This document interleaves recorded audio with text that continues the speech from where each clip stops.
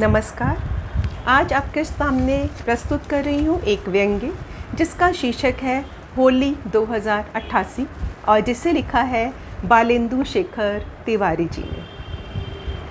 आज 15 मार्च 2088 की दोपहरी में हमारे शहर के अंडरग्राउंड कंप्यूटर सेंटर पर काम करने वाले कई स्वयं चालित रोबोट अचानक एक साथ शोर मचाने लगे। इस शोर के कारण कई शॉर्ट सर्किट वाले रोबोटों का तो सिस्टम ही क्षतिग्रस्त हो गया। मिनटों में प्रशासन को पता चल गया कि कंप्यूटर सेंटर के उपद्रवी रोबोटों ने एक दूसरे पर लुब्रिकेटिंग ऑयल का छिड़काव किया, जिसके फलस्वरूप राष्ट्रीय आय में 00.6489 प्रति कोण की क्षति हुई। शाहजहां में जन्मी नीली आंखों वाली एक रोबोट कुमारी पर भी इस हलचल का असर देखा गया। उसने अपनी तमाम सहेलियों पर विक्षिप्त अवस्था के इस दौर में पॉलीथीन के अंडाकार गुब्बारे फेंके, जिनमें राशन कार्ड पर इशू करने के लिए मानव को परिशुद्ध कर बनाया गया जीवन रक्षक जल भरा हुआ था। दूरभाष के सुपर एक्सचेंज में तो कुछ रोबोट अपने साथ काम करने वाली मादा रोबोट से छेड़खानी करने पर आमादा हो गए। मैन्युफैक्चरिंग डिफेक्ट के कारण दाहिने पैर से जड़ा लंगड़ा कर चलने वाले एक 22 वर्षीय रोबोट ने हलचल के इस दौर में ऐसी छलांग लगाई कि अपने तमाम पुर्जे तोड़ बैठा और उसे राष्ट्रीय रोबोट निगम के कूड़े खाने में पहुंचाया गया। इन सारी गड़बड़ियों के तुरंत बाद नगर प्रशासन की एक आपातकालीन बैठक हुई। बैठक के पहले ही सुपर कंप्यूटर से इन विसंगतियों के कारण की जानकारी ली गई। सुपर कंप्यूटर ने बताया कि अब से 100 साल पहले इसी दिन हिंदुस्तान में होली नाम का एक त्यौहार मनाया गया था। उसी अतीत का एक झोंका शहर के कुछ इलाकों में घुस आया और इतनी सारी तबाही मचा गया। इस तबाही पर विचार विमर्श के लिए हुई बैठक में करीब 40 प्रबुद्ध नागरिकों को प्रशासन ने आमंत्रित किया। इनमें 16 तो रोबोट ही थे। बैठक की अध्यक्षता भी एक रोबोट ने ही की, क्योंकि उसके बुद्धि अंक सर्वाधिक थे। अध्यक्ष रोबोट ने यह मूलभूत सवाल उठाया कि होली किसे कहते हैं। सभा में मौजूद रोबोट एक दूसरे का मुंह देखने लगे, क्योंकि सभी 25 साल में भी कम उम्र की होली से अपरिचित यंत्र मानव थे। बैठक में एक बूढ़ा आदमी भी था, करीब 60 साल का। उसने अध्यक्ष रोबोट के पास अपना टेलीपैथिक संदेश भेजा कि वह होली के बारे में कुछ कह सकता है। अध्यक्ष की अनुमति पाकर बूढ़ा आदमी कहने लगा, दोस्तों, अपने बचपन में हमने सुना था कि होली के दिन हिंदुस्तान के लोग एक दूसरे पर रंग और अबीर फेंका करते थे। हमारे डैडी ने बताया था कि लोग सड़कों से गुजरते थे तो बच्चे बाल्टी में रंग उनके ऊपर गिराते थे।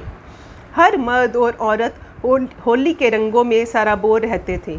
हमने भी अपनी जवानी के दिनों में चमचों कटोरियों में रंग भरकर मोहल्ले की भाभियों को भिगोया था। अब तो यह संभव नहीं है।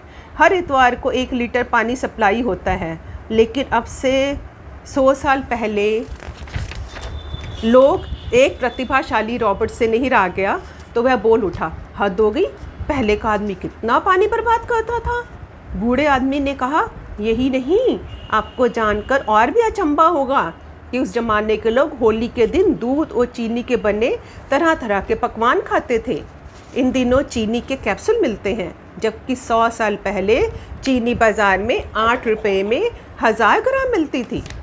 40 रुपये में 1000 ग्राम चीनी हमने भी खरीदी थी अपनी जवानी के दिनों में। चीनी के साथ दूध मिलाकर। बात को बीच में ही काटते हुए एक युवा आदमी ने पूछा, दूध?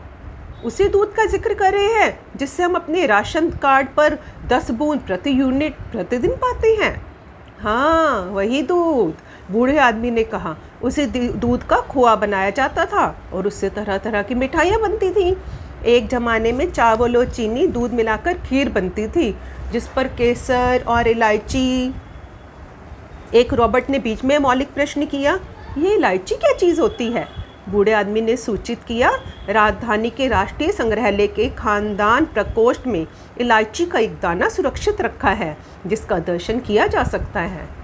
सभा के अध्यक्ष ने होली के बारे में कुछ और जानकारियां चाही तो बूढ़े आदमी ने होलिका जलाए जाने का उल्लेख किया।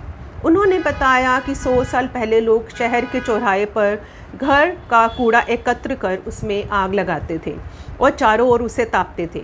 उन्होंने यह भी सूचित किया कि होलिका दहन की यादगार में उनकी बूढ़ी उम्र के बूढ़े लोग अपने गैस लाइटर को जलाकर आग ताप लिया करते हैं। इस जानकारी ने नई पीढ़ी को बड़ा उत्तेजित कर दिया।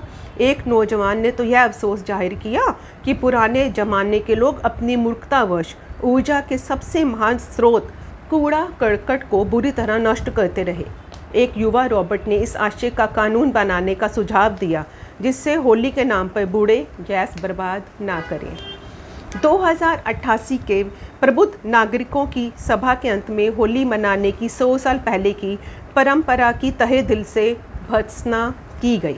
आशा व्यक्त की गई कि देश के होनहार वैज्ञानिक ऐसी कोई तरकीब ज़रूर निकालेंगे जिससे होली जैसी पुरानी रूढ़ियों की हवा वायुमंडल को दूषित ना कर सकें।